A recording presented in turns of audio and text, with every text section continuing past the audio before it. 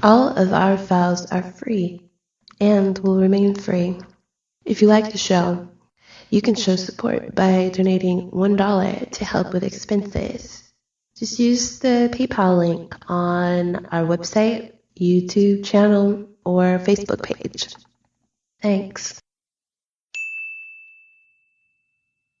Welcome to part 2 of the forum, today on Secrets of the Third Reich. And we're having a conversation with Dr. Joseph Farrell, who's a leading expert on the topic, of which he has written countless books. Now, before picking up the threads from part 1, we ought to elucidate that a brilliant academician and one of the world's handful professors in esoterics, Dr. Nicholas Goodrick Clark, of whom we spoke in part 1, sadly passed away a few years ago. And that's certainly a scholarly loss. On a lighter note, now we're going to engage in a little scenario thinking and further elaborations on the Wunderwaffe and other less known aspects of the Third Reich. But first, since we're so lucky to have you on as a guest, I want to point out to any listeners who may be unfamiliar with you that you're not only a productive researcher and author, but also a brilliant analyst of geopolitics. And I recommend people to check out his video blogs on his popular YouTube channel and see for yourself. Is this easy to find, Joseph? No, well, yes and no. I get a lot of people on my website that send me articles in emails. I get about 300 emails per day. And when I first started my website, I was doing all the research myself. But now I'm getting so many emails that it takes most of my time just to go through them and sort them. So you don't do any research? Well, you don't. I'm flagging emails and sorting them into folders every day, and then I go back at the end of the week when I'm doing my blogs, kind of picking out patterns or trends that I'm noticing that people are concentrating on, and then I try and comment on them. When I first started this, I had more time to do individual research, but now it's just, I've been so swamped that, I'm a one-man show, so yeah. I don't have time to. But I guess you get some gems in between. Oh, yeah, I do. I really do. And it's kind of interesting because I'm in a position to notice patterns of what people are focused on. And I also do these vid chats for my member subscribers on my website, and they submit questions ahead of time. They email me their questions or things they want me to that they want me to comment on. And sometimes, there's no pattern at all. And other times it's astounding how there's a theme to what they want to comment on or questions they want to ask, and there's no coordination to this. I mean, there's no way that any of these people know each other, so it's kind of interesting. So from time to time, there's like a little zeitgeist going on. Yeah, there is, and it's rather uncanny, it's one of those group consciousness things, I think. Yeah. Right, so you can also enjoy Joseph's in-depth discussions recorded at the former Byte Show's online library. That's actually how I discovered you, Joseph. Actually, it was first by Richard Hoagland relating your work on Coast. Right. And then, back at that time, when searching for your name, it was mostly Byte Show that came up. Right. And such elaborations. And I must say, it's so sad that she passed away. Yeah, it is. George-Ann. And we've been partly inspired by the Byte Show, actually, to give an open mic like she did and let less-known researchers spill it all out there. Right. It's such a brilliant usage of the internet. Yeah, she was very good. Okay, we'll move on now to go through a few notes I did from part 1 before we take on the larger topics. Just a little fact-checking. You mentioned in part 1 that Kurt Diebus freed a leading scientist from SS prison. But you did not confirm his identity, but this was Richter. Right? Well, no, actually, I didn't say that he freed somebody. The record shows that he denounced somebody in 1942 to the Gestapo. Oh. And the gentleman's name that was denounced to the Gestapo was Richard Kramer. And then there is a document that I reproduce in in Roswell and the Reich, that is from Abraham Ezau, who was the Reich plenipotentiary for atomic research, requesting, or more or less demanding, to the Gestapo that Herr Kramer be released. This document appears on the letterhead of Reichsmarshal Goering. And that's that's a bit of name dropping, if there ever was any.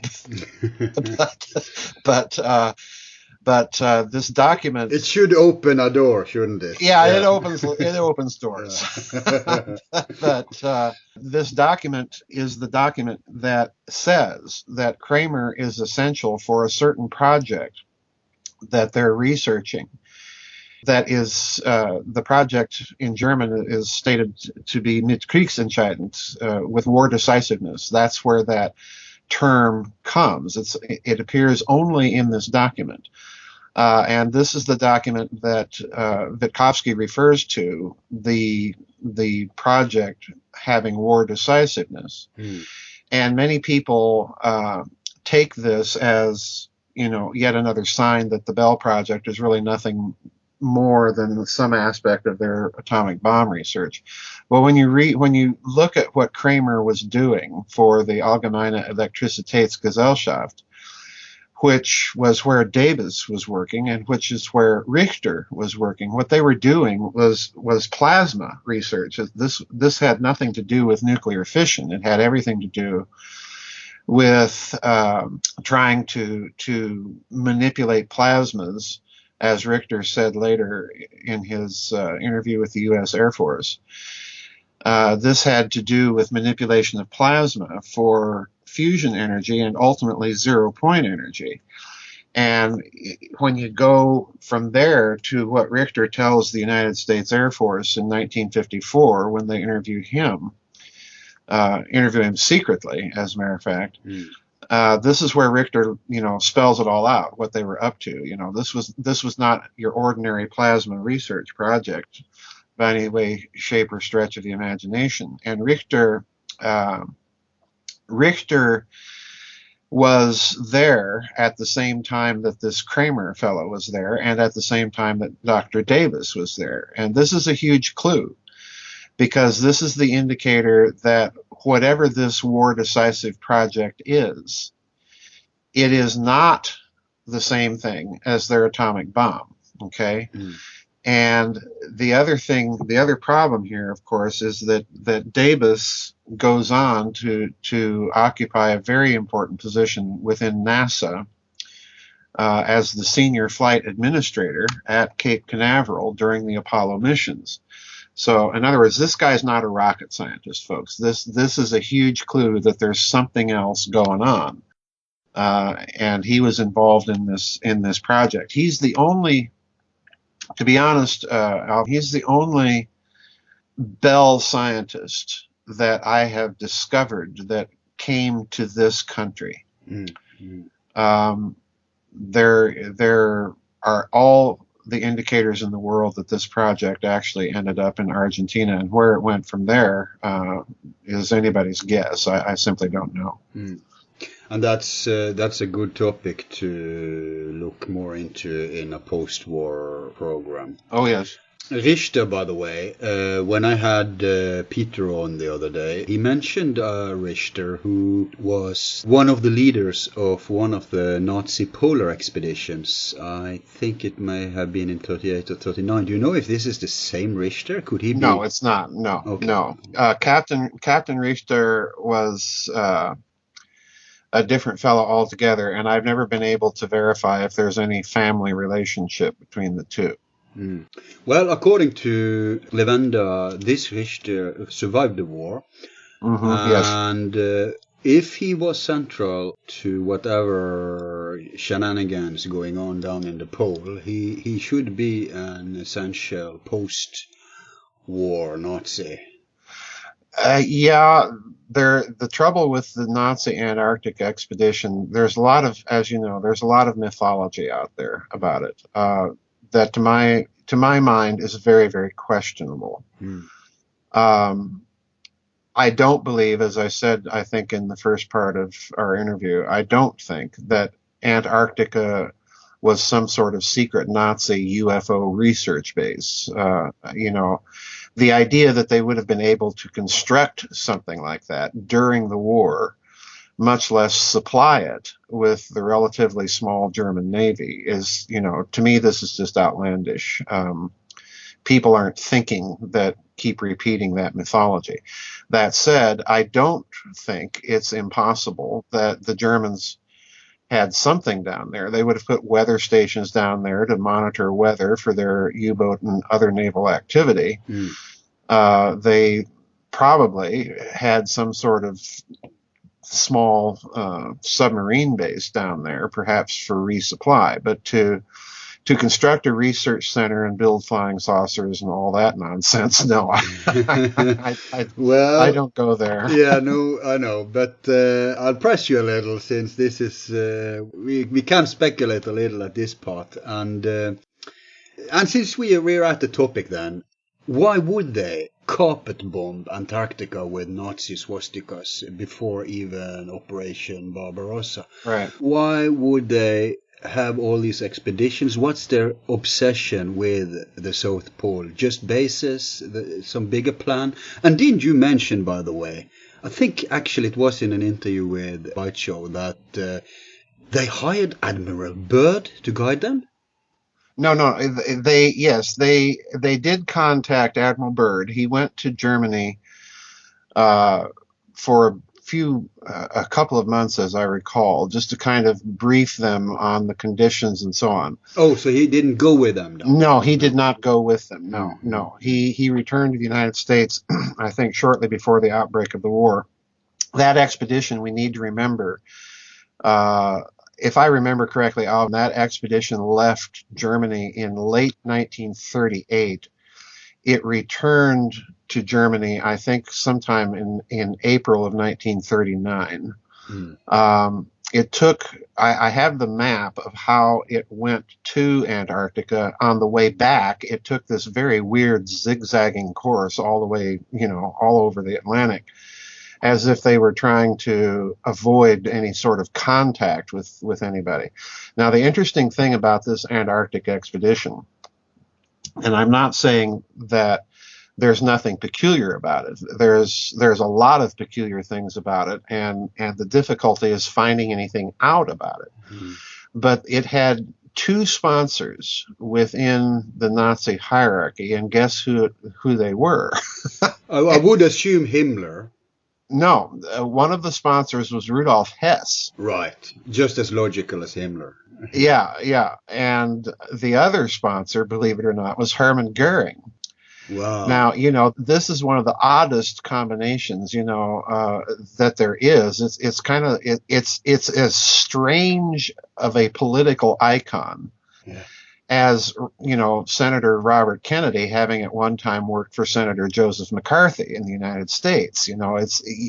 People just don't understand how strange these alliances are sometimes. But, what's interesting to me is that Rudolf Hess, of course, was one of the Nazi hierarchs that was very interested in the esoteric and occult. And in fact, of all the Nazi leaders, with the exception of Himmler, he was probably the most into all of those things. But then Hermann Goering, of course, had no time for it. He was nothing but a military man, pure and simple. And he was also one of the smarter Nazi leaders. And Hermann Goering's presence here, this is the man that actually founded the Gestapo. This is the man that, founded the Luftwaffe as the modern service branch third service branch of the German military. This is the guy that was Hitler's designated successor after Rudolf Hess flew to England.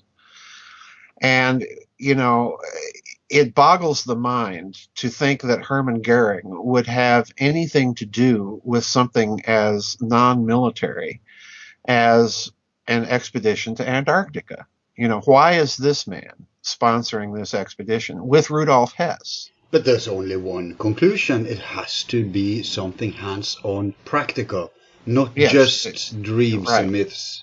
Right, exactly.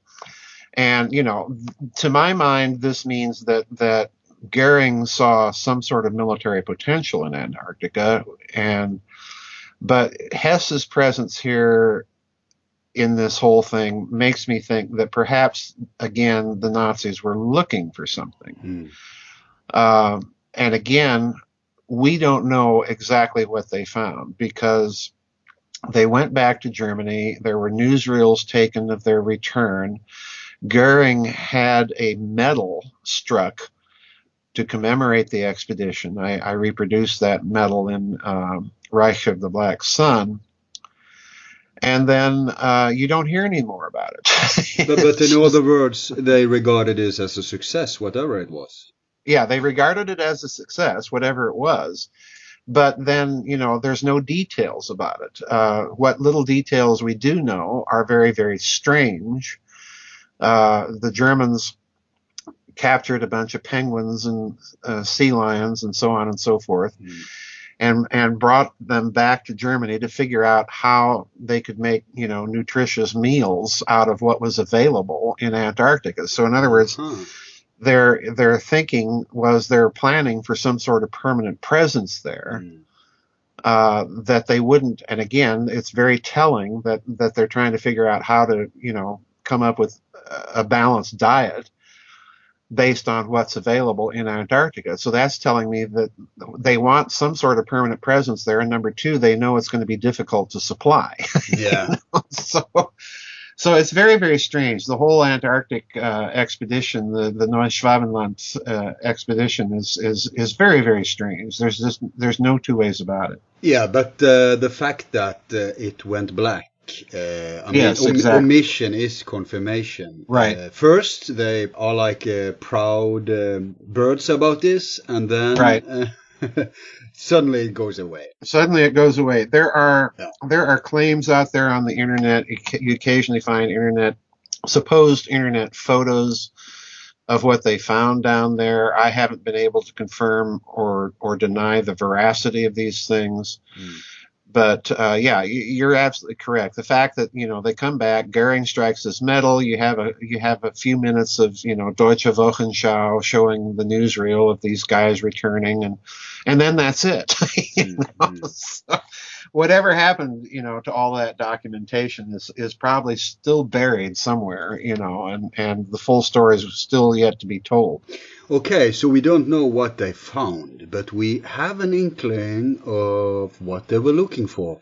At least two hypotheses comes to mind. One is the world ice theory, that they may have found remnants of an antediluvian civilization. Right. And the other being obviously the hollow earth theory and some kind of entrance, or at least like Bird claimed that there were zones of hot zones where you could actually survive. Now, if we entertain these hypotheses, that's an intention of the trip, and then they find something that has technological or practical impact.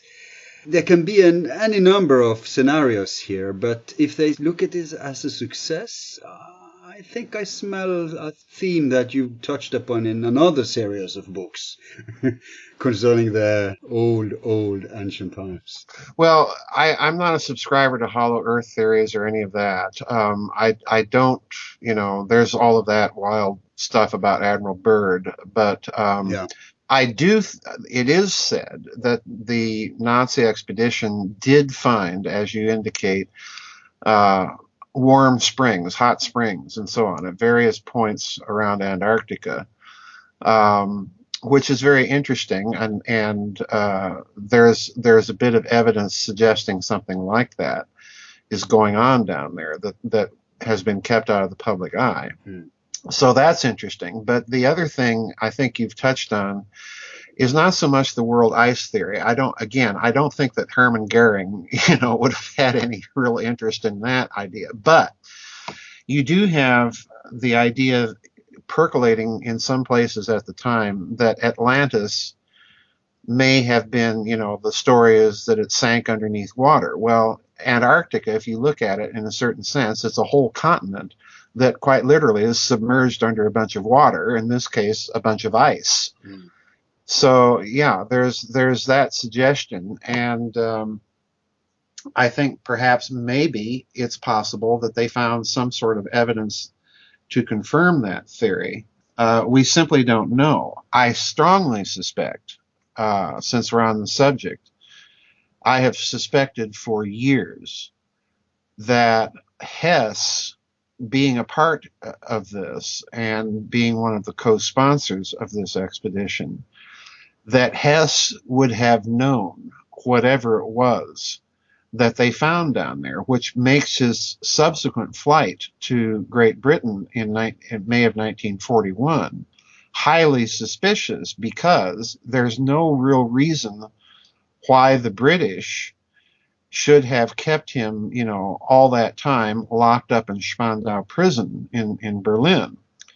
And the unusual thing here with the Hess case is that right towards the end of the Soviet era, and I find this very, very interesting, it was always the Soviet Union that had blocked those wanting, petitioning for Hess's release.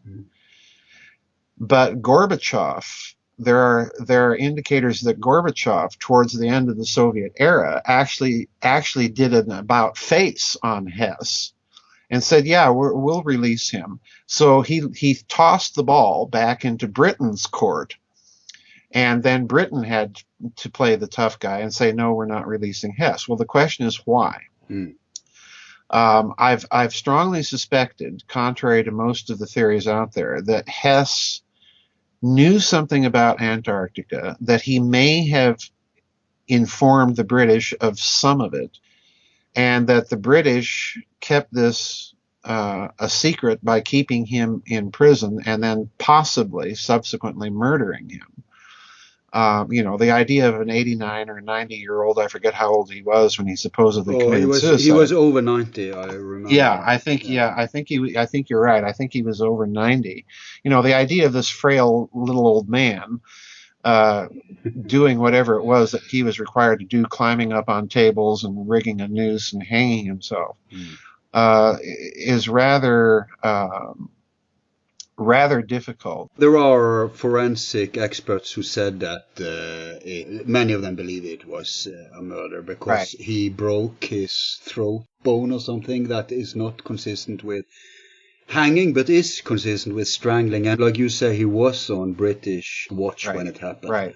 This connecting it to what happened right before, is classical Joseph analytics. I've never connected those two scenarios before. My next question was about Hess. Okay, never mind his post-war fate. That ought to be covered in a separate program dealing with that part of this timeline. But what's the real story behind Hess' strange flight to England at the time of the Operation Barbarossa, which, for those who don't know, was the invasion of Soviet? Well, yeah, this is what bothers me, Alf, is that the people looking at the Hess murder, and I do think it was a murder, people looking at the Hess murder have pointed out, there was a British physician by the last name of Murphy, I think his first name is William, wrote a book called The Murder of Rudolf Hess. And in the book, he was one of Hess's attending physicians. And Hess had a war wound from World War I in his, I think it was the right side, I forget which side it was, right or left, but I think it was the right side, had a war wound from World War I where he had been shot.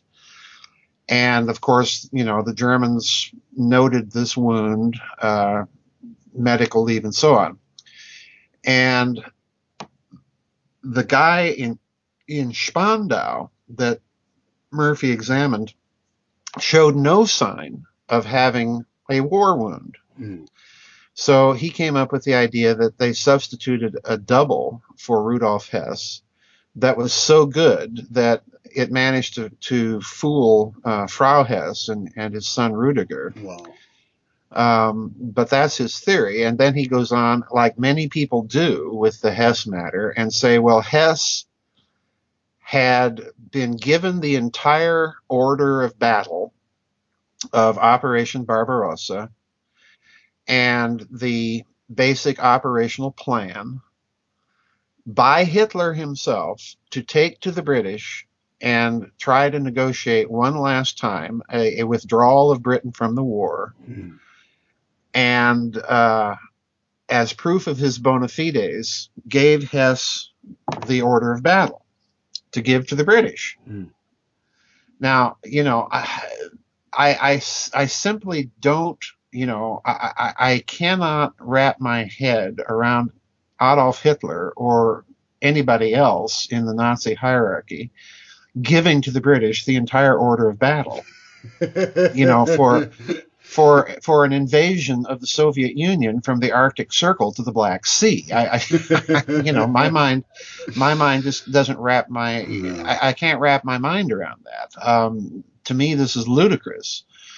Yeah, but can you wrap your mind around the fact how primitive the whole operation was? He crash landed and was arrested by constables, and Churchill wouldn't talk with him. Yeah, exactly. That doesn't sound like a professional diplomatic mission to me. No, exactly. If that had been the case, Hitler would have had Hess fly to Sweden, made preliminary contact with somebody, and exactly. Mm. So Hess did something here that is completely a mystery. But I do think that the real reason, let's forget about sharing Operation Barbarossa with the British. Hmm. I think Hess brought with him something entirely different. And that it may have had, and I've thought this for many years, Alvin, it may have had something to do with what the Nazi Antarctic expedition may have found. In other words, he may have brought with him enough information to tantalize the British in thinking that there's something down there, perhaps technological, perhaps it was something he offered to share. Mm. And the British, covered the whole thing up, packed him away in Spandau, and that's the end of the story. So there's something going on in Antarctica that's a big, huge secret. This is why we still haven't heard to this day very many details about that Nazi expedition, other than, kooky theories about UFO, secret flying saucer research bases, and so on and so forth. Yeah, and we're going to have in the future an entire program on Antarctica, because this is such a big mystery, and we've had inputs now from both you and Lavender, so that's great. Right. Yeah. Okay, so we'll just live with this mystery of Hess for a little while more. We won't crack it tonight. But it is a very interesting tidbit Joseph delivered here, that Hess was one of the people in charge of the Antarctic expedition. They did find something, most likely. At least we have the grounds to substantiate such a speculation. Right. And then timing is everything. I mean, in another program, I'm going to ask you about 1947. Roswell, CIA, and Operation High Jump. Yeah. 3 interesting things in 47. But in 4, actually. What's the 4? The discovery of the Dead Sea Scrolls. And that's probably a link into your other series that I alluded to. I want to state it, and that's the series on, I guess you call it the Giza Death Star? Well, I call them the Nazi series and the ancient series. And the ancient series. And then I've got the bankers series, There's 3 basic themes, right? Okay. Mm. I really recommend the other series too. We're going to have in the future programs on the ancient history. And we want to have you back for that too, because your books have started to become like a standard in that part of literature. Continuing the good work of, what's his name? The first one who suggested the pyramids had a technological aspect to them. Oh, Christopher Dunn. Yes, Chris Dunn, yeah. Okay, moving on then. I have a few other notes, but since we're on the more fancy stuff, let's continue flying high for a while. Now, the history of aerial flight in Central Europe. There's something there. Okay, the Zeppelins that I guess after the Hindenburg were decided to be unpractical. Right. Though that sounds a little strange to me. I mean, they always knew that weakness. Right. But is it some circumstantial evidence for there being mysterious aircrafts prior to the classical UFO era? I mean, I've heard you talk about mysterious flying cigars. Oh, yes. That's, oh boy, that's a can of worms. Yeah. In Roswell and the Reich, I talk about an episode that occurred in Scandinavia, in northern Sweden and then northern Norway during the mid to late 1930s, just prior to the outbreak of the war. There were these very strange craft that appeared over Sweden. The Royal Swedish Air Force actually pursued some of these things. People in northern Sweden and then Norway up around Trondheim and Narvik and so on were seeing these very strange lights?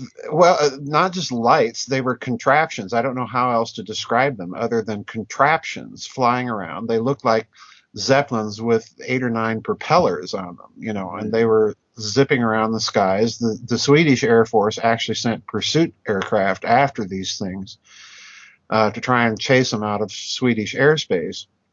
And the interesting thing that the Swedes commissioned this study, I think it was either Sweden or the Norwegian General Staff, one of the two, commissioned this study of these craft and concluded that they were being produced by some sort of secret organization. Okay? Now, I don't want to go further into this subject. I'll give you the name of a fellow that I think you would be interested to interview. His name is Walter Bosley. He's a good friend of mine. Walter did a book called Friends from Sonora, in which he goes into the airship mystery. And he actually, in my opinion, he solves the mystery of NIMSA, this acronym that you find in connection with the 19th century airship mystery, which, again, if you know the lore, the lore is that there are Americans secretly experimenting with these things in conjunction with some sort of secret society based, guessed where, in Germany somewhere.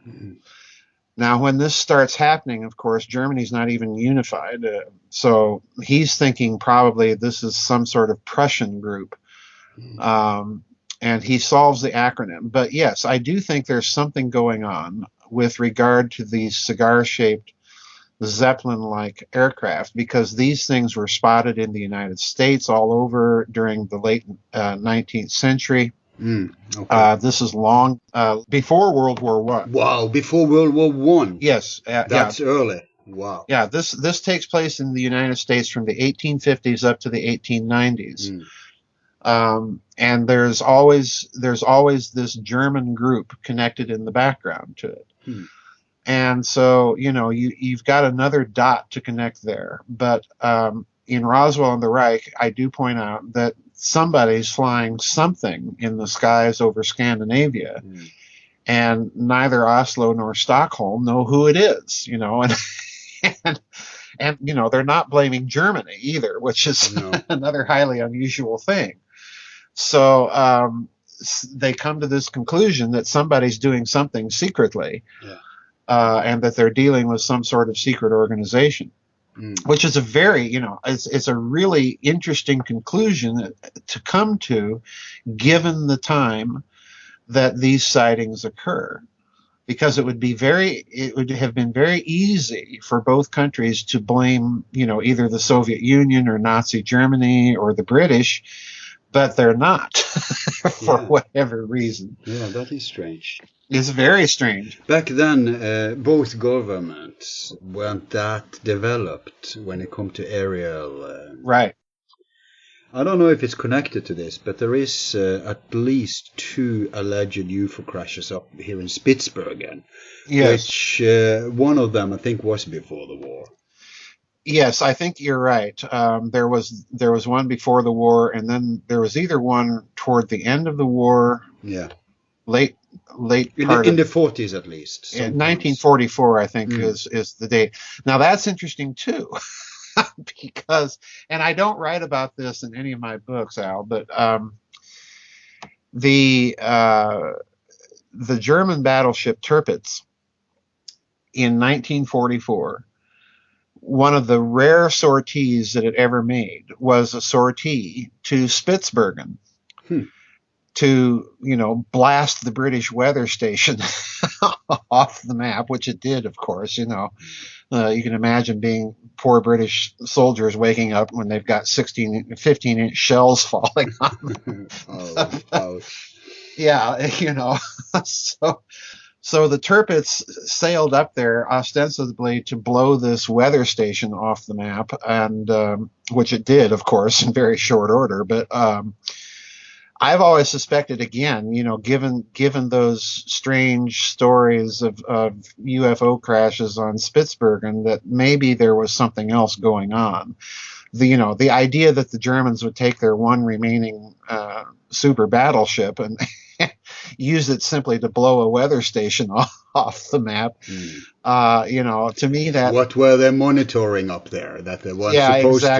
Yeah, exactly. And then you got, for some weird reason, Norway, who didn't want any bases. They didn't want nuclear, not even power plants, let alone weapons, and managed to keep United States away, even though they were pressing after the war. But from out of nowhere, I'll tell you, it's just in the recent 10 to 20 years that Norwegians are aware of this, but out of nowhere they decide to found an HARP station up here in Norway. Yeah, ISCAT, yes, exactly. And they don't even hide the fact that Americans have a deep tentacle into that station. Right. Yeah. So and also maybe this is a loose dot to connect, but still to this day, not only is all these things classified, but you're hard pressed to actually get to one of the poles. There's a lot of military bases stopping you, and no one is passing the poles. They classify all pictures of the poles. The few that are out there seems to suggest a hollow earth situation or something. That even in Google Maps they censor Arctic and Antarctic. And so this just keeps fueling any speculation we can have about the poles. Right. And then there's the UFO aspect to everything. How many reports don't we have about UFO activities in these waters? So something is going on, to be sure. Something is definitely going on. To me, it's very suspicious that you have all of the activity in Antarctica that has been, occasionally it'll surface in the news and then it'll drop right off the radar. You have the Lake Vostok business with the Russians there. You have these very, very strange claims about the Nazis. You have you just have so much weird things going on. I remember once in Coast, Hoagland made a big story about something they found, but that went totally black. It was never followed up on. Well, there were people coming out, being brought out of Antarctica during that period that had become suddenly and grievously ill. That had to be flown out from Antarctica to New Zealand in the dead of winter. And we don't know what happened to them. They were taken to New Zealand and then again the story stops.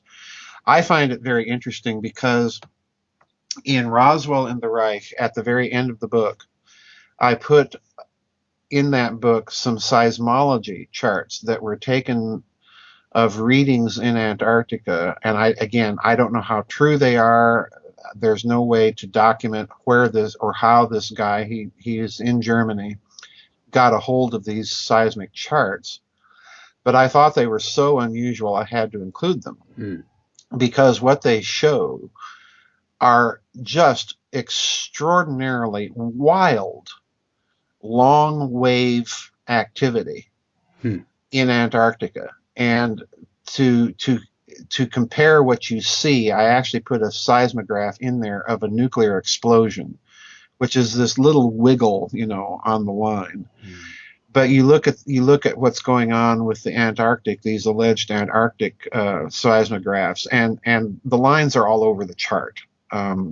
These are just huge, extraordinarily large, long waves that are going on at various times down there. And I thought, well, okay, there is obviously something going on down there, and this may or may not be further collaboration. If it's genuine, then clearly somebody is doing something to cause all these long waves, because they are not normal. They're just not normal geophysical processes at all. So, 6 of one, half a dozen of the other here.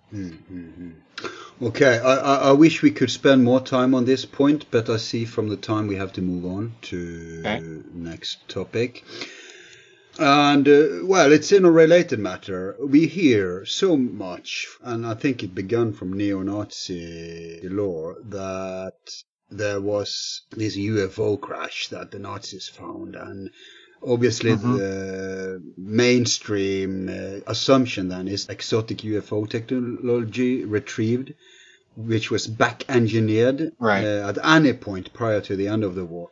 But we do know that there were several phenomena that can substantiate something in this regard. We have the phenomenon of the Foo Fighters. We have the Victor Schauberger produced vehicle called the Repussin. We have the alleged Rudolf Schiever made the Pandemonde, according to an article in the renowned Der Spiegel. Of course, we have the Hanebu, and then we have the Vril, also called the Jäger. Now, could you elaborate and clear up some of this mess?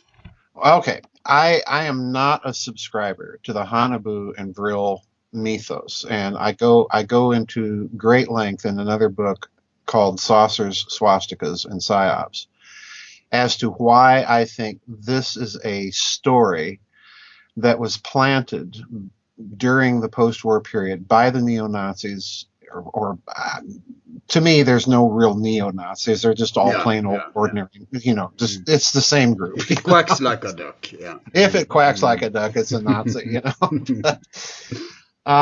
This group, after the war, put out these stories about Nazi field propulsion, flying saucers, and so on, in conjunction with the CIA. I think this is a bit of clever disinformation to try to get, the Russians thinking, well, we have a heck of a lot of stuff that you guys don't know about. I think that's what it is. The other problem here with the whole crashed saucer reverse engineering thing, and I have to be very honest, this is one of those things. This is one of those things that just sends me into tailspins of frustration, because in my books, what I try to do, I never reference that story, because number one, there's just not very good evidence for it. And number two, the other problem is I'm trying to reverse engineer on the basis of actual human physics and published engineering papers and ideas at that time. So in other words, I don't think we need extraterrestrials or crash flying saucers to explain what the Nazis were up to. Whatever it was, they were certainly thinking outside the box. But I think that there's plenty of evidence to suggest that they had begun this thinking before the outbreak of the war. And I try to point people in my various books to where to look to find the actual paper trail, so to speak, of ideas that would have led them to research some of these things, like the bell. Yeah, like Gerlach and Richter's work in the 30s. Gerlach and Richter. Gerlach is a huge figure in this because, he was an internationally respected and renowned physicist. He was conducting experiments. He was in contact with other prominent physicists of the day. His interest was gravity and magnetism and so on and so forth. Yeah, but what about Skeever's Pandemonde and Schauberger's Repulsion? Is that those flying saucers are jet-powered. They're not field propulsion saucers. So in other words, there's no provenance for Haunebu and Vril.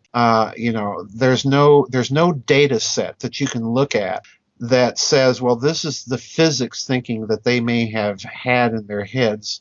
All you see are some blurry photos. You see some diagrams and so on and so forth.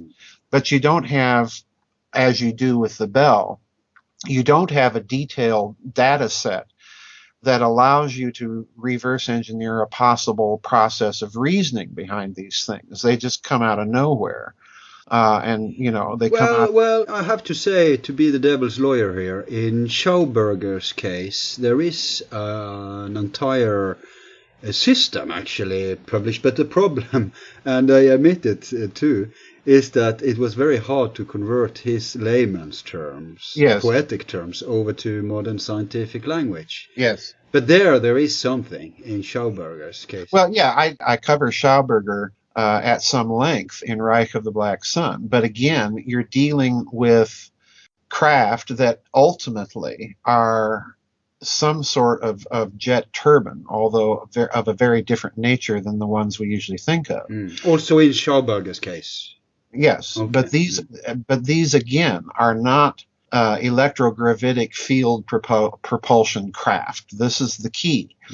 The only indicator that is there in the record that allows you a data set that has enough detail to sort of reverse engineer the possible physics behind it and what they may have been thinking is the bell.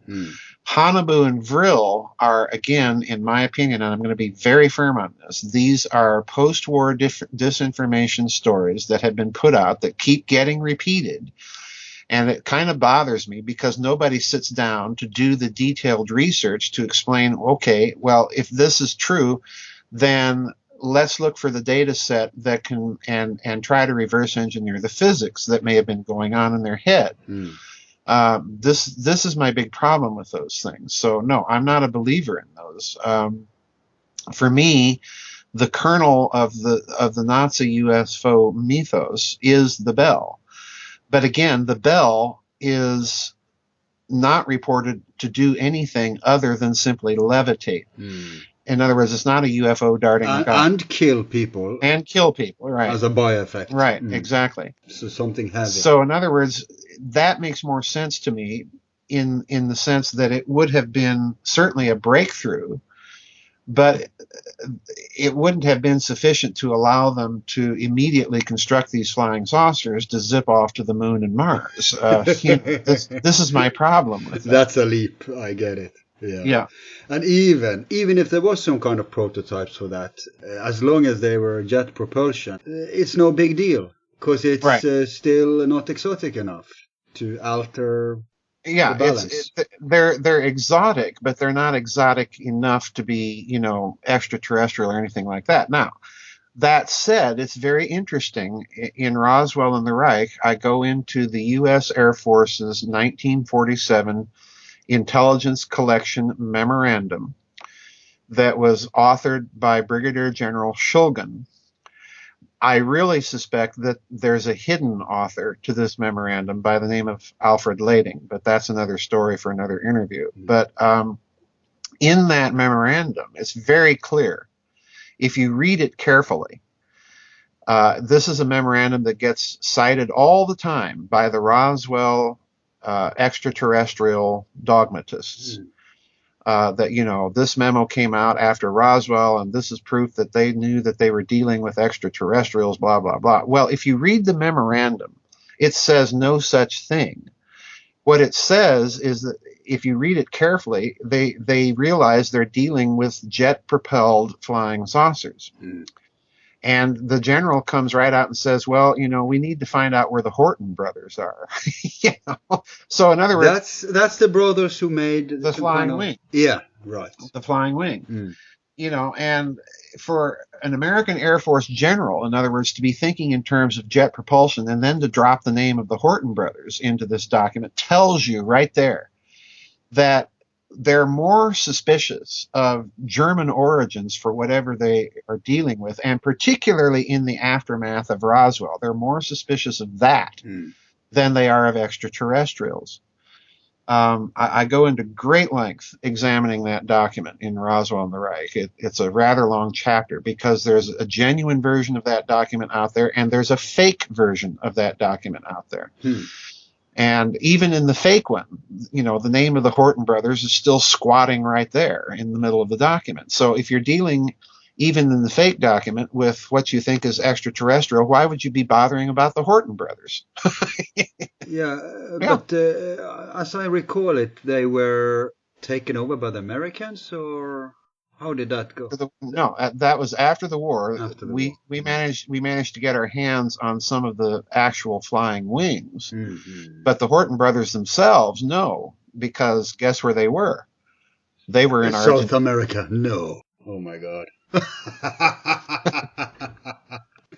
That's a dot. That's another, bingo, ding, ding, ding. And, you've got the Hortons down there. You've got Kurt Tank down there designing these Delta Wing jet aircraft for Juan Perón. I put a picture of one of those in the book.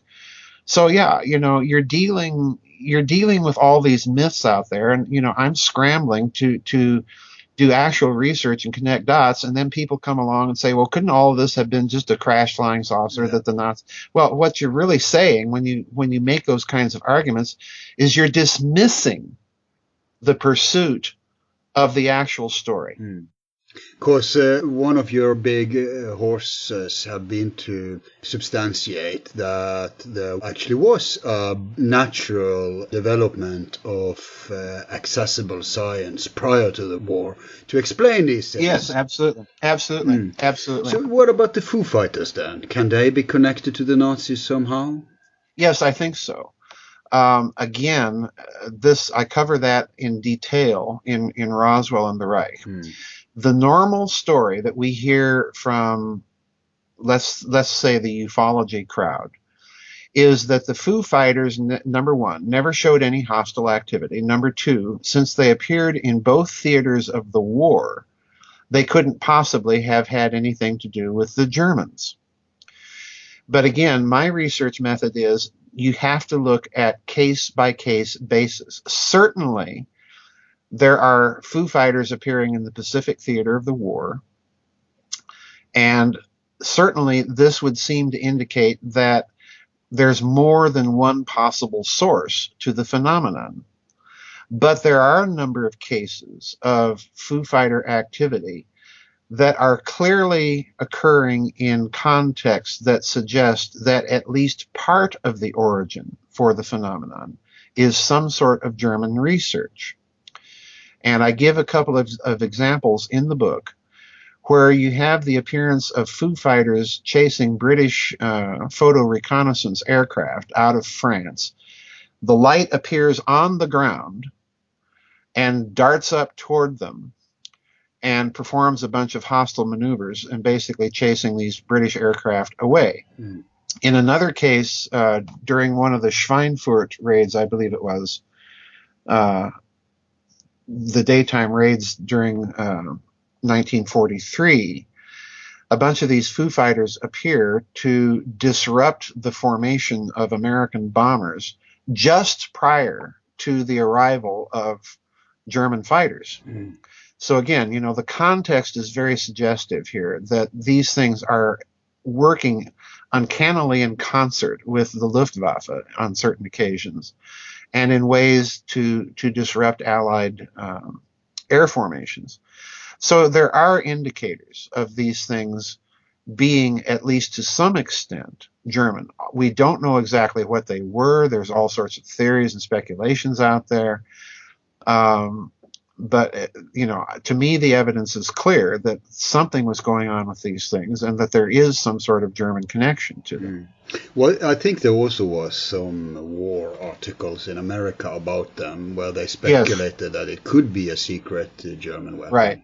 There were little column filler articles in the New York Times in 1944, and so on and so forth. The interesting thing is that one of the American generals in charge of researching that particular phenomenon during the war was General Nathan Twining.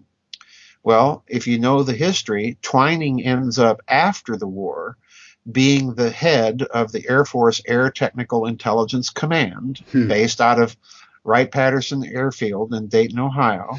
He is the American general that was ordered to New Mexico during the Roswell incident, away from his normal schedule to go to New Mexico and do something. So, in other words, there are these indicators that suggest that something's going on with the Roswell incident when you put all the facts together that indicate something German is going on here, not something extraterrestrial. I know that there's people out there that just think I'm nuts, because they've imbibed the Roswell extraterrestrial dogma so long. Yeah. But I ask these people to at least give my research, and it's research, folks, give it a chance.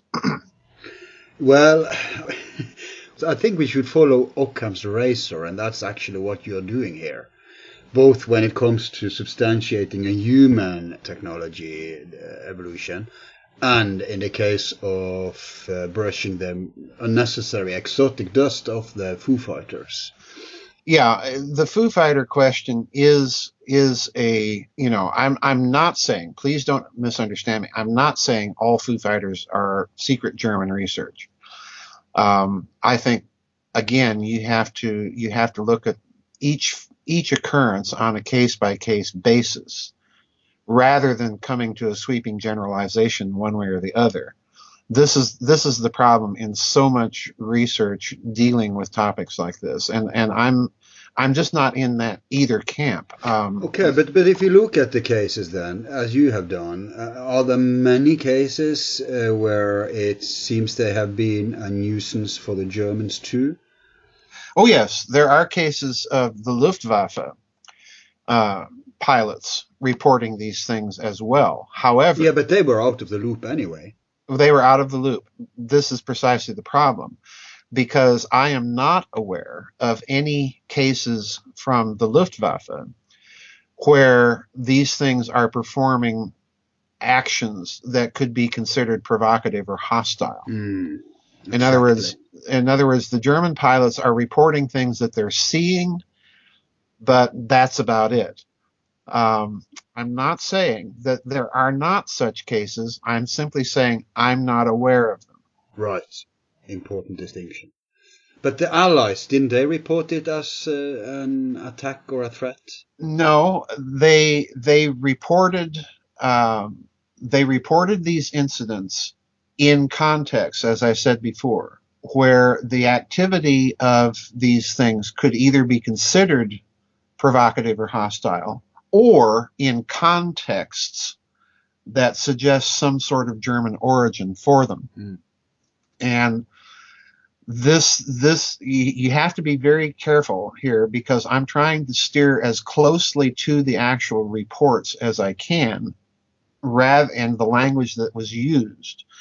Now, that said, there are indicators that General Twining and his staff put out the word that, don't say that these are German, just simply describe the action, describe the event, but don't make any conclusions. In other words, that's telling me right there that the U.S. Army Air Force at the time is thinking in terms of a German origin, but they don't want this to get out and perhaps ruin morale or things like that. Which, again, if you're an American general and you're sending your unescorted bombers into Germany during the day, yeah, you're going to be concerned about keeping morale up. So. Sure. And also as a signal to the people itself who read the news. Right, exactly. Interesting. Well, I guess the jury is out on the Foo Fighters then, but the German link here is certainly interesting. And now it's getting obvious that we should also include your book, Roswell and the Reich, as a source material for what we're talking about here, since you're touching upon it there. That's an excellent and very exciting book, people, where Joseph goes more in depth into some of these things. Already in your book, Reich of the Black Sun, it's like this book outlines what's to come in your research in this line.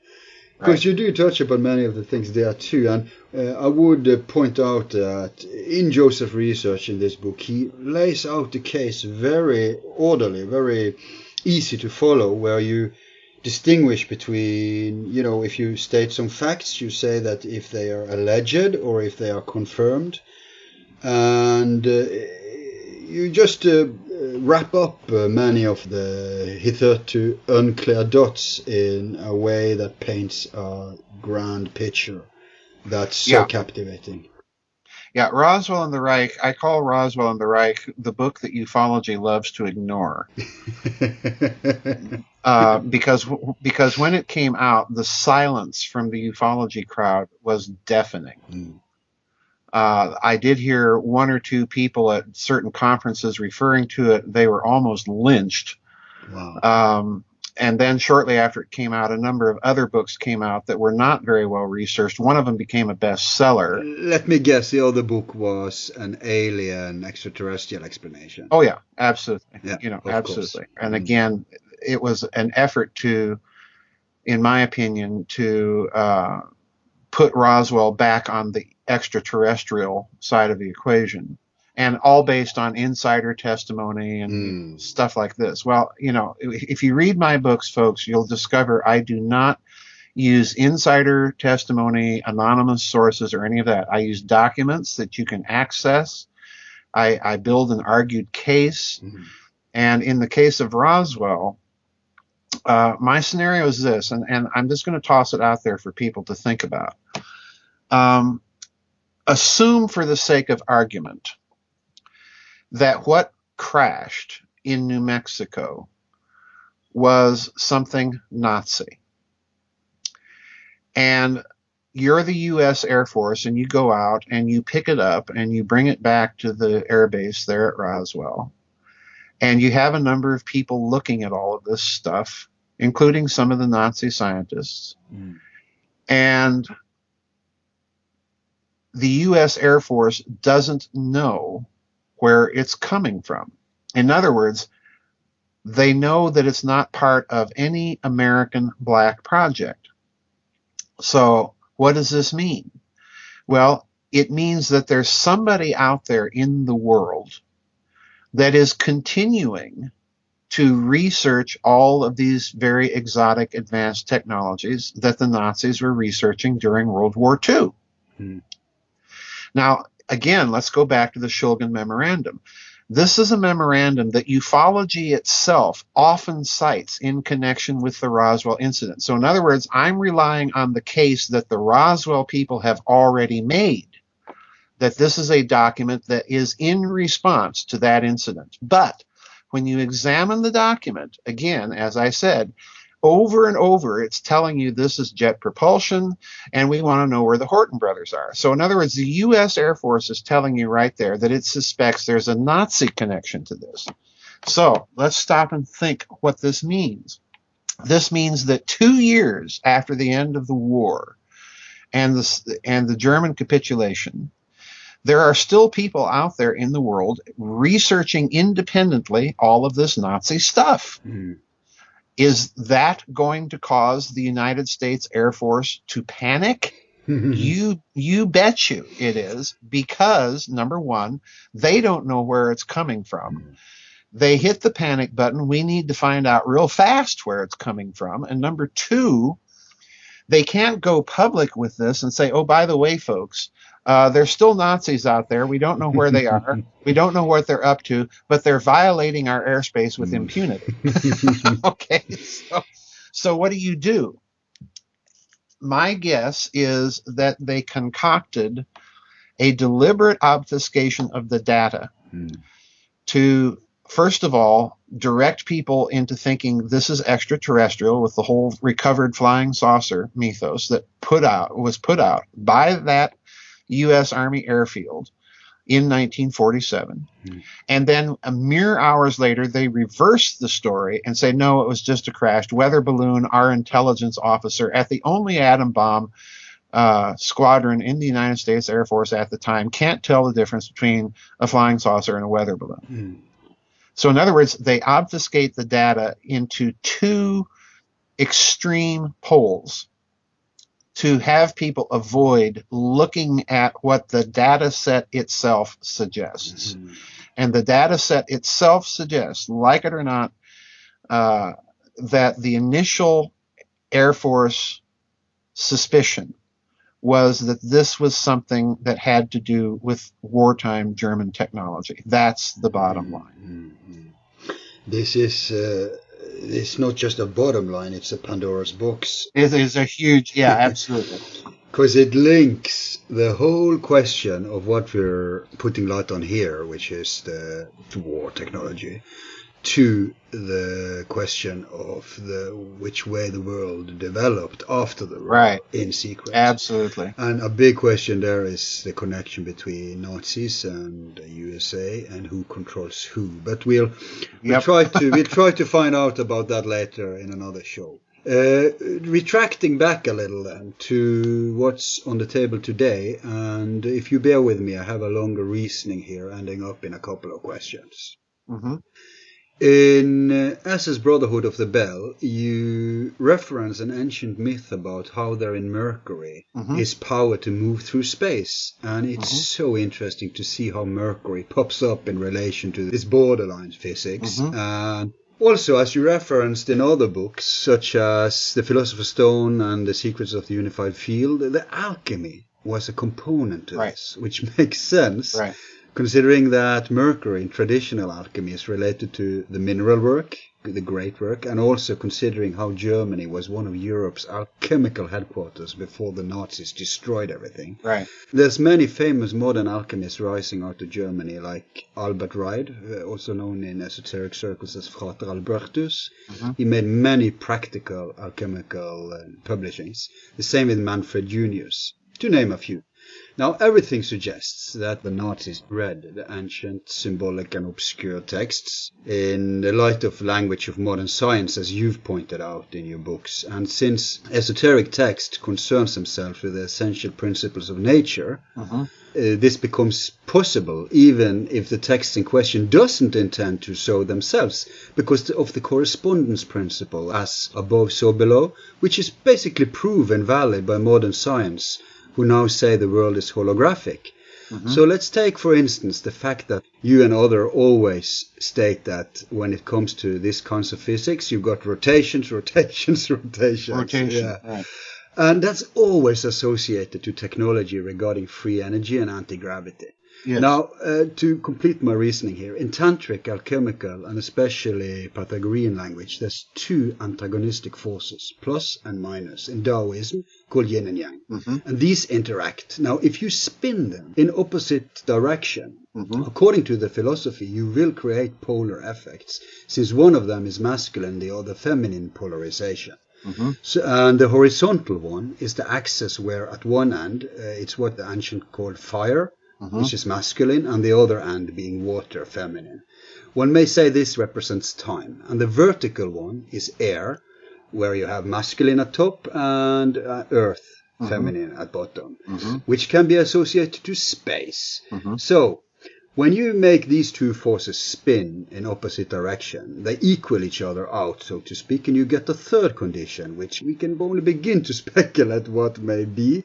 And we have some suggestions from history, like you've written about, so we know there's something. Now, my two questions. One, given that chronos means time, and it was stated in part one of our program that one of the projects for the bell was Project Kronos. So could this have time machine effects?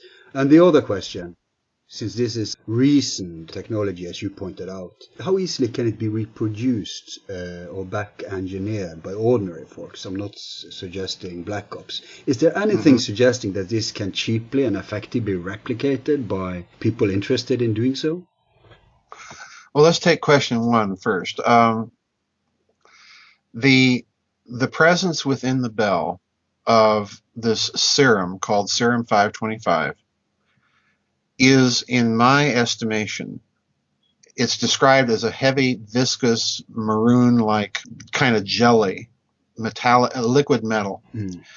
Now, in the Philosopher's Stone, I make a case that, and again, it's a highly speculative case, but I make a case that this may have been some sort of mercury and some other substance, in my opinion, possibly thorium, and it's an oxide, hence the maroon color. All right. Now, this substance was spun inside the bell in opposite directions. What this will do is it will cohere the plane of rotation as much as possible. And I also believe that it was electrically rotated as well. So we have mechanical and electrical rotation, counter rotation. So what you have is a plasma creating substance. Mercury is good for plasma under extreme high voltage. Again, we find that in the bell. So you have plasma in counter rotation. Now, right there, you have differential rotation. What you have is a technology that's trying to create a miniature sun. All right? Because what's the sun? It's a rotating ball of plasma. And because the plasma is rotating at different speeds at different places on the sun's surface, you have a differential rotation. So that right there tells me that they are number one, playing as much as possible, as much as they can with the technology of the day. They're playing with gravity. All right. When you play with gravity, you're playing with time. Now, let's go back to this substance for a moment. Because I think they are dealing with thorium, which is a radioactive isotope. In fact, I think it was probably thorium-229 isomer, for reasons I get into in Philosopher's Stone. Thorium has, like all radioactive substances, a very specific decay rate, radioactive decay. And they are using this substance, therefore, not only as the fuel for the bell, they're also using it as a measuring device to test how much, if any, time dilation they're getting by measuring the radioactive decay rate from this substance. Because if it changes under those conditions of extreme rotation and extreme electrostatic stress, then they have a very rudimentary time machine. Now, when I say this, please, I get this all the time. Well, couldn't the bell have been some sort of time travel machine or portal machine? Well, again, the effects most likely are going to be rather minimal, but they're going to be enough that they're measurable. All right. So you couple this with the idea that it may have levitated, then yeah, you've got some sort of gravitational time effect that's being produced by this device. Again, I prefer to call it time dilation rather than a time machine per se, simply because I don't want people to get the idea, well, okay, they're stepping into this device and they're popping out in the year 2075. No, that's not what they're doing, because number one, you can't enter this thing. It'll kill you. But yeah, I do think it's highly possible that they're getting some sort of time effect out of the machine. Now, let's deal with your second question. How easy would this technology be to reproduce? In other words, could somebody do this in their garage? Well, probably not. Again, if you're dealing with thorium-229 isomer, you're going to have special equipment, for handling radioactive isotopes. This device required gobs of high voltage direct current electricity. So, you can't do a full-size Bell experiment in your garage. You might be able to do simple proof of concept experiments. Yes, I think that's possible. But let's look at it from another point of view. You certainly have here a high-tech device that would be relatively difficult to engineer, but it's much easier to engineer than a hydrogen bomb. So in other words, relatively speaking, it's easier to engineer. The cost to benefit ratio would be potentially much larger, and it would require much less infrastructure than, say, trying to build a hydrogen bomb, because you'd have to have extremely precise machining for hydrogen bombs. You'd have to have isotope enrichment. You'd have to have the ability to produce and collect and assemble a lot of lithium deuteride, and so on, et cetera, et cetera. So in other words, this is all relative. But you're talking about a weapons perspective now. Yeah, I'm talking about a weapons perspective. But what I'm trying to get at is on the one hand, people aren't going to be able to build this in their garage. But on the other hand, it's not going to take a huge infrastructure in the same sense that it would take to build thermonuclear weapons. You see the difference? You're still going to have an infrastructure to do it, but it's going to be of a very different nature. It will be much more possible to solve the power requirements over time. The Bell was tested near a location where there was an electrical power plant, simply, in my estimation, because they needed so much direct current electricity that they couldn't provide it all with battery technology of the day. But technology is advanced, so maybe you could do this now using some of the new capacitor technology that we have that they didn't have back in the 1940s. So, again, the difficulty is relative here. Yeah.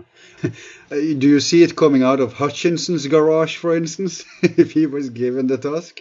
Well, Hutchison isn't doing exactly the same sort of thing that they're doing with the Bell. However, Hutchison is producing electromagnetic effects, including levitation and material alteration by microwave interferometry.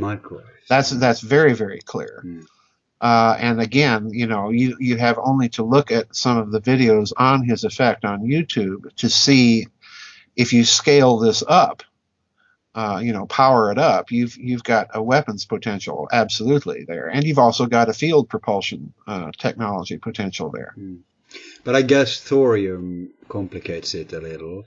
Oh yeah. Interesting enough, in Norway, the most right-wing party there, Norway is a social democratic state, so they're not that powerful, but they suggested thorium-based nuclear power, and there is now a Norwegian thorium initiative called the Thor Energy, incidentally, that is testing to see if this really is a clean and more effective way to produce energy. So that's interesting. Yeah, there have always been plans, and in my opinion, they're very credible, to use thorium-based reactors rather than uranium and plutonium. And there are people that even think that you can use thorium for, nuclear weapons. That remains to be seen. But and there are people out there that explain the Bell as being a project for thorium-based reactors and so on and so forth. And insofar, the data sets that they do examine, they make a good case. My problem with that whole case, however, is they're not looking at the entire data set that Kovsky has put out. And they make a number of other claims that I don't think are exactly true. But but yeah, when you're doing this sort of research, you always have to understand that, you're speculating on things. So, right. Okay, moving on then. For the end of this part, I think we should get back down to Earth and to some of the stuff mentioned in part 1. Now, back to Kammler Stab. You mentioned it was reduplicated by the USA. And but what about the original Kammler Stab?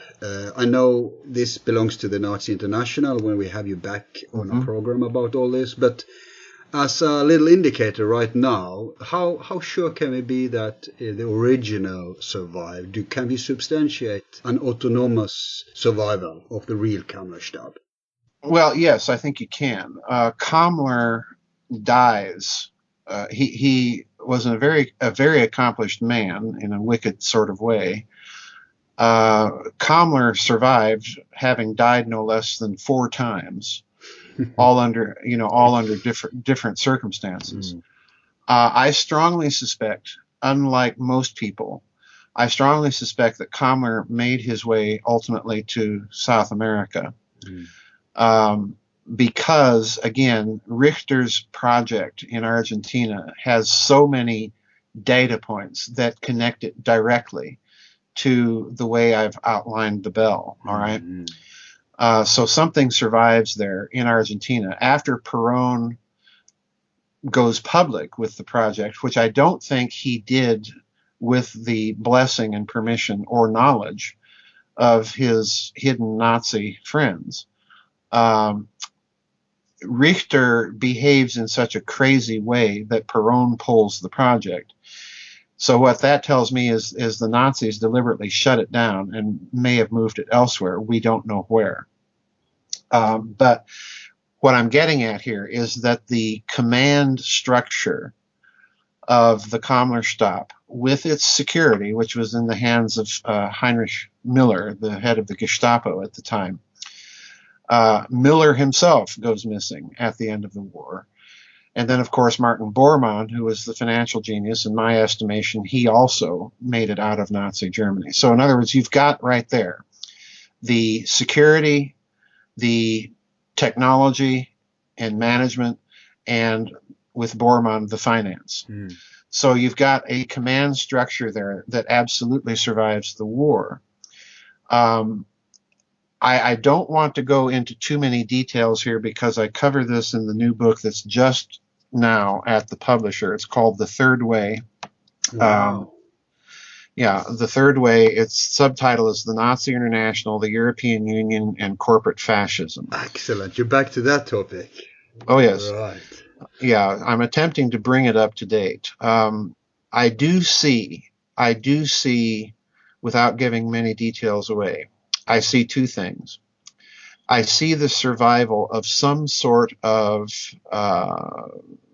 command structure hiding within large corporations, most of them German.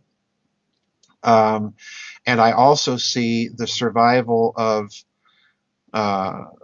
German war aims beginning in World War I, as a matter of fact, continuing through World War II, and worked out in detail by the Nazis for a European Union in World War II. The details between their plans for a European Union and what exists now are not only palpable, but frightening. Indeed. Indeed. Yeah, and then of course you've got the Nazi interest in high technology and exotic physics, and I'm not even going to tell you what I think that is embodied. No, but we'll squeeze you for that information on the show concerning that.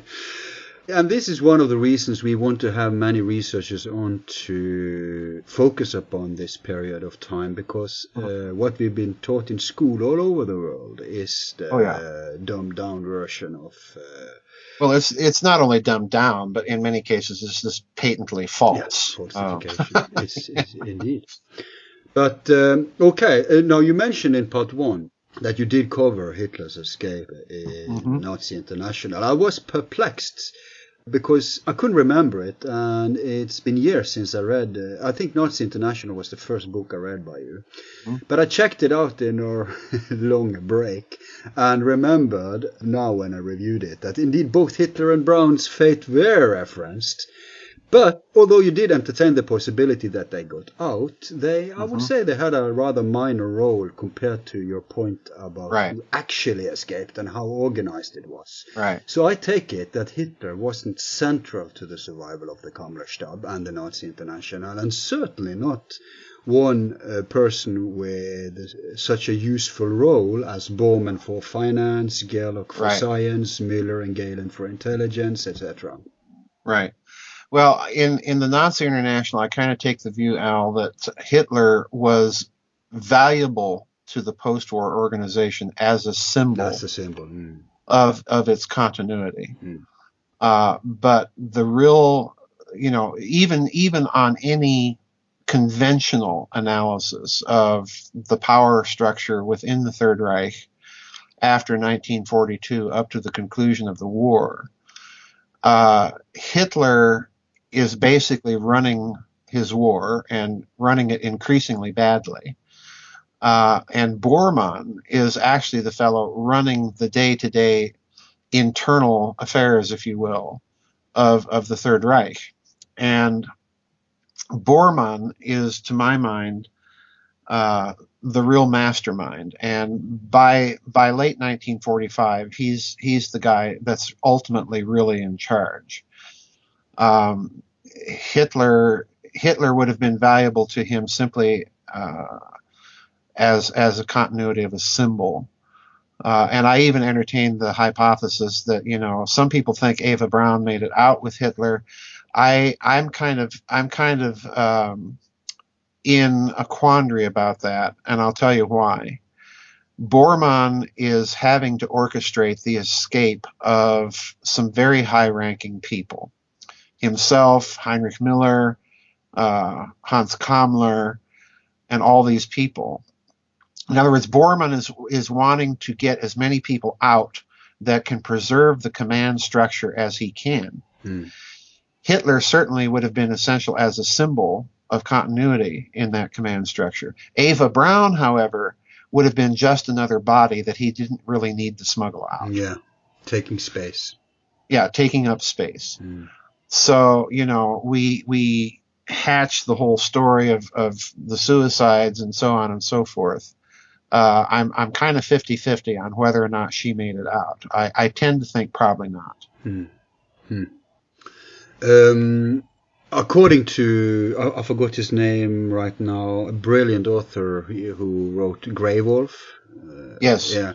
According to him, the Bormann got out with over $20 billion, and that's just what's on the books. And what many people don't know is that there was a huge German, I think like 4 million Germans in Argentina today. Yeah. So it would be a natural second home for the Kammler Stab. Absolutely. Yeah, absolutely. You mentioned in part one von Schwenz. Who was that again? Friedrich von Schwendt. He was the fellow that was connected to the big German counterfeiting operation during the war, counterfeiting the British pound sterling notes. Friedrich von Schwendt was the guy that was responsible for converting this supply of counterfeit money into other currency to provide liquid capital. Yeah, you elaborated on this in part one. Yes. But did he survive the war? Oh yes, absolutely. He survived. He survived and went to Peru. Yeah, and that's a link to the black economy, huh? Absolutely. Right. Why would you need someone like this to escape Germany? Well, that tells me right there is they're running a big counterfeiting operation of some sort after the war. And I have found no proof of this at all, but I do suspect that his presence in South America after the war is yet another indicator that there's some sort of hidden system of finance in the global system that is trafficking in fraudulent securities. They've got to fund this somehow. And as you said, Grey Wolf, their take on the escape is different than mine, but they're arguing a case and speculating on other aspects of the data. And Bormann, just as you say, had $20 billion in 1945 dollars, incidentally, at his disposal. Jeez. And that's just what we know about publicly. So in other words, folks, this means that there's a huge war chest for this post-war organization. This is not just a group of Nazis hiding out in the Amazon jungle, certainly, trying to hide from the Mossad. This is an organization, as I've said in my books, that is an extraterritorial state. And it's hiding in the woodwork of several host countries. This is the problem. And in the new book, I'll kind of sweeten the pot a little bit with the new book coming out. I point out, again, in the new book, that the use of radical Islam has been part of the German policy since World War I. So in other words, it looks to me like this big war on terror is the public story being put out, but that the real war here may be with this Nazi international. This is such a bomb. That's a bomb. This is more than a show, but the whole question we'll get back to when we can talk about this is who's really in charge also at our side, because there's so many undercover ties to the Nazis among our people, supposedly. So it's frightening, but it's exciting too. It is. But back to a point you did elaborate a little on, that I think could stand a little more scrutiny. Patton, we mentioned, he had some informers, and I'm thinking controlled informers, insiders instead of moles, because since he found the gold, which is why I referenced it, and weapons, and this was just, as you also pointed out, just a fraction of what they had. Yes. Could it be as part of a deal? Could he be killed to keep it secret? I don't know, maybe the Dulles brothers. What is certain is that if Kammler Stab was so secure and had no moles, Patton's had to be manipulated when he went back and forth to all these strange routes they were putting him out in. What's your take on this? I think definitely. If you look at the operational history of the American Third Army, beginning with the landings in France and then on up to the end of the war, what is very clear is that General Patton is the spearheads of his combat commands are making beelines on the map to all the nerve centers of Kammler's empire, including to his headquarters at Pilsen inside the Skoda works. All right. So Patton's troops are the ones that actually liberate Pilsen, not the Soviets. It's Patton's troops that make it to the Joachimsthal in Thüringen in Germany. So you have, in my estimation, he is being guided by some secret intelligence. This is very clear. This is not coincidence, in other words. Now, he may not have been aware of why he was being ordered to take these places. But once his combat commands enter these places, he's going to be getting field intelligence reports on what they're finding. So of all of the commanders within the Western Allied military command structure, General Patton would have been the one in the best position to know exactly what the Nazis were up to. And therefore, yes, as you speculate, he would have been immediately a target, not only from the Nazi group, which he was rather friendly to, actually. Oh yeah, Patton was not on board with the post-war American denazification program at all. He wanted Soviet as the enemy. let's turn the Germans right back around and march back into the Soviet Union with them, So interesting that they choose him then. Yeah. And Patton, the other thing people need to remember was Patton was independently wealthy. And there are indicators he may have been considering a bid for the presidency. Wow. So in other words, he was also probably a target for this group within the American power structure, kind of headquartered in and around Sullivan and Cromwell on Wall Street, the famous firm with the Dulles brothers and so on. He may have been targeted by that group simply, to keep his mouth shut. He had a notoriously big mouth. Mm.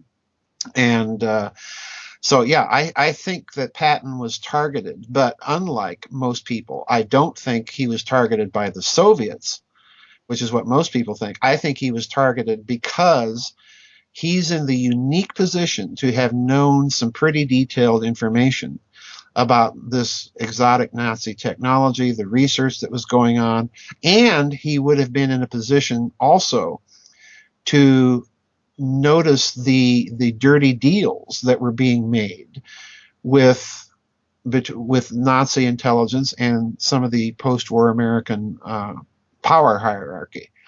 So Patton is uniquely a threat in this respect. Okay. That's a dot tied up. I only have one, maybe two questions left here then, and we wrapped it up. Could we say that Himmler was out of the loop because I guess we could call him more of a high priest for the Nazi cult. Yeah. Hence, more useful as a symbol during the reign, but right. in a flight situation, unpractical and risky burden. And I would guess the same goes with Goebbels. He too was expendable. And the only leech they didn't contribute that they included was Hitler. Mm-hmm. And I would say the same goes for Goering. He too was out, perhaps because Bormann removed competition, because they needed some people to take the blame, right? Right. Well, Himmler. Let's look at Himmler, because you raised a very good point here. Himmler would have been just another body. He was such a crackpot. Let's be honest. That to someone of Bormann's turn of mind, or Hans Kammler, or Heinrich Müller, Himmler just would have been a burden. So yeah, I think Himmler. It's very clear that Bormann and Kammler, at the end of the war, just kind of squeeze him out. In fact, in Nick Cook's book, The Hunt for Zero Point, he points out that Himmler had sent a telegram to Kammler asking for the use of a truck. Yeah, you mentioned a truck was code for one of these gigantic German transcontinental aircraft, the Junkers 290s and 390s, which at that time, at the end of the war, Kammler had absolute control of. And Kammler simply wrote back and said, no, you can't have it. So in other words, Kammler is being protected by somebody within the Nazi hierarchy. And the person that turned over the control of those aircraft to him was, guess who? Martin Bormann. Oh, it was Bormann. It was Bormann directly. So in other words, all the threads lead back to Martin Bormann. So, pardon me. I think, Himmler is a liability. Goering is a liability. And again, if you read the internal power politics that's taking place as the Reich is collapsing, it's very clear that Bormann is manipulating Himmler and Goering out of power. What about Goebbels? He was Hitler. Goebbels is different because Goebbels, in the new book, I point out that many of the members of Goebbels' propaganda ministry, not Goebbels himself, but his propaganda ministry, assume positions of high importance within the post-war government of Chancellor Adenauer. So in other words, Goebbels' propaganda ministry becomes a crucial nexus for some of the people that are going to be put into crucial positions of power within Adenauer's post-war government, including, I might add, I believe it was either, I think it was Kurt Georg Kiesinger, the third West German chancellor, that had been at one time a high official within Goebbels' propaganda ministry. Mm.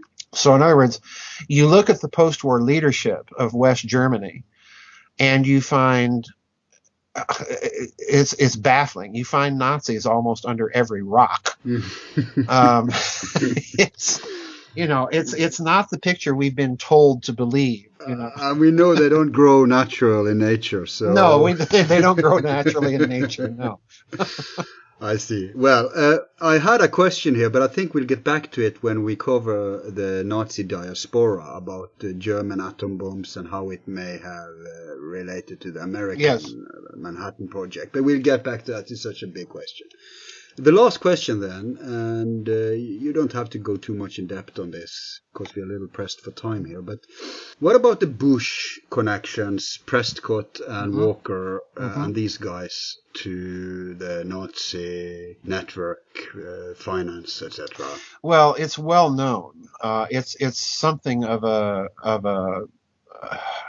I don't know, a theme in American alternative literature and in the American alternative community, that Prescott Bush was well connected to Fritz Thiessen and had contributed through his Union Bank in New York, had contributed funds to Thiessen, which in turn were rooted into Hitler's campaigns. Now, the Union Bank and Trust Company was seized by, the assets were frozen and seized by the Roosevelt administration under the Trading with the Enemies Act, because even after the war had started, there were still these financial transactions taking place between Union Bank and Fritz Thiessen. So there's always been this Bush, Thiessen, Hitler connection, but I don't make nearly as much out of it as most people do, because Fritz Thiessen himself, after the war had begun, became very, very disillusioned with Hitler, and ended up, for a period of time, ended up actually in a concentration camp. Now, that said, there's something very odd going on inside of Nazi Germany during the war, and I'm not even going to spill the most sensational detail of them all, which it will be in the new book.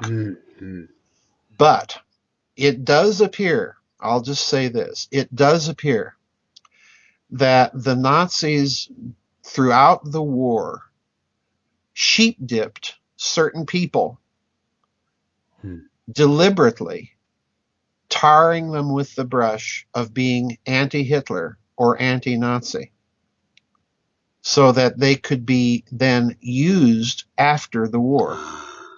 That's clever. Oh, it's extremely clever. That's so Goebbels. Oh, yeah, it's so Goebbels. Yeah, exactly. But one of the people that is I think it's very clear that they did this was Hjalmar Schacht, the Reichsbank president. Yeah, he was freed. He was freed, and Schacht is one of the most slippery characters I think you'll ever meet. I think it's possible that they did this with Fritz Thiessen very early on. I want to go into details here, but there's a whopper squatting right in the middle of this that I wish I could tell you, but I don't want to give any details until the new book is actually on the pallet being shipped out. And again, the new book is called? It's called The Third Way, and the subtitle is The European Union, the Nazi International, and Corporate Fascism. So you were revisiting this subject finally. How many books, some of them are overlapping, but how many would you say you have now on the Nazi series?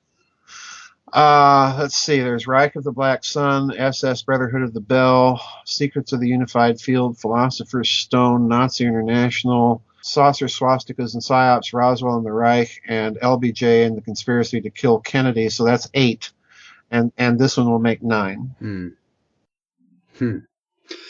You need them all, people, if you want to delve into all aspects here. But the books we've been covering today, Reich of the Black Sun, Nazi Secret Weapons, and the Cold War Allied Legion, and SS Brotherhood of the Bell, NASA's Nazis, JFK and Magic 12, both of these cover some of the stuff that you'll see elaborated on later. And next time we'll also go back to Nazi International, the Nazis' poster plan to control finance, conflict, physics and space. We've been covering that partly today too, but since it's the whole point of the Nazi survival, we have to get back to that book too. And it was rather early in this avalanche of Nazi escape books that came a few years ago and still is coming out. You were rather early out with that one. Yeah. So 3 excellent books. We can wrap it up now then. And again, recommend people to check out Joseph's books. When you read them, you'll see that if you hear a lot of outrageous statements made today, check the facts. And Joseph goes in so many details that we just can't cover in a radio show. And you'll see from the documentation, from the reasoning given, it's really, really impressive. So I have to thank you for your time a lot. It's been as interesting as it was educating. Thank you. Well, thank you for having me back, Al. Oh, anytime. That concludes the forum for today. Check in next time when we're gonna take it a step further down the timeline and examine the incredible evidence for a well-organized Nazi escape. Before signing off, let me just remind you that we are in need of sponsors to keep going, so if you can spare a fistful of dollars, please donate. Meanwhile, I remain your sincere host Al, together with the rest of the forum team. Be seeing you.